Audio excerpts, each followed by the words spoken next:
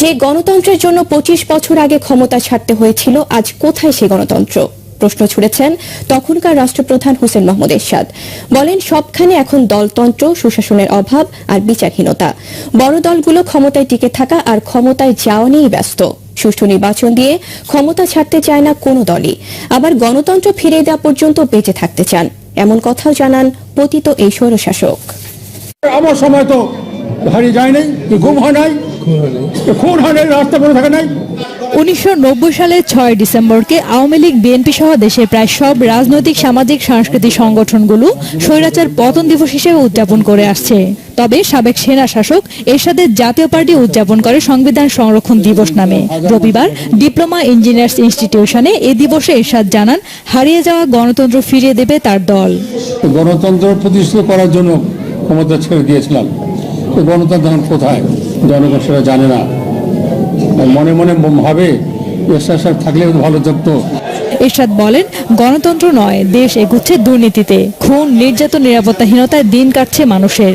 কোথাও মানুষ স্বস্তি নেই, কোথাও নিরাপত্তা নেই, শিশুরা নিরাপদ নয়। আমরা আজ অমানুষের পর্যায়ে পড়ে গেছি। কারণ কি? নেতৃত্বের অভাব, সুশাসনের অভাব, বিচারহীনতার অভাব। আবার কিভাবে ক্ষমতা থাকা যায় তাদের ব্যস্ততারা। বড় দুই দলই তাকে ক্ষমতার সিঁড়ি হিসেবে ব্যবহার করে। বর্তমান ক্ষমতার পার্টনার আওয়ামী লীগও তার প্রতি সুবিচার করেনি অভিযোগ করে এরশাদ বলেন, বিএনপি চেয়েছিল তাকে নির্মূল করতে।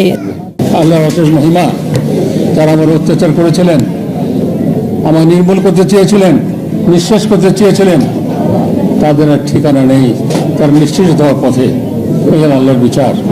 আসন্ন পৌর নির্বাচন সুষ্ঠু হবে কিনা আবার ওই সংশয়ের কথা জানান এরশাদ। জ্যোতিকা ঘোষ, বাংলা ভিশন, ঢাকা। এই দাদা বিবৃতি দিয়েছেন প্রধানমন্ত্রী শেখ হাসিনা এবং বিএনপি চেয়ারপারসন বেগম খালেদা জিয়া। বিবৃতিতে প্রধানমন্ত্রী বলেছেন, স্বৈরাচারী শাসন উৎখাত করে বিচারহীনতা সংস্কৃত বন্ধ করেছে আওয়ামী লীগ।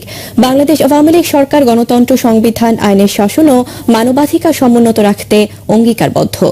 গণতন্ত্রের ভিত্তিকে আরও শক্তিশালী করতে দেশের উন্নয়ন ও জনগণের কল্যাণে সবাইকে একতাবদ্ধ হয়ে কাজ করার আহ্বানও জানান প্রধানমন্ত্রী।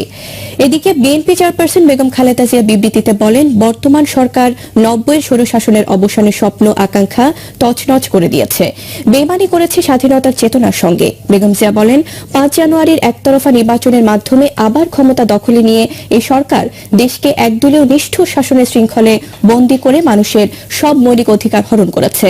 দেশে এখন গণতন্ত্রের বিন্দুমাত্র চিহ্নও নেই।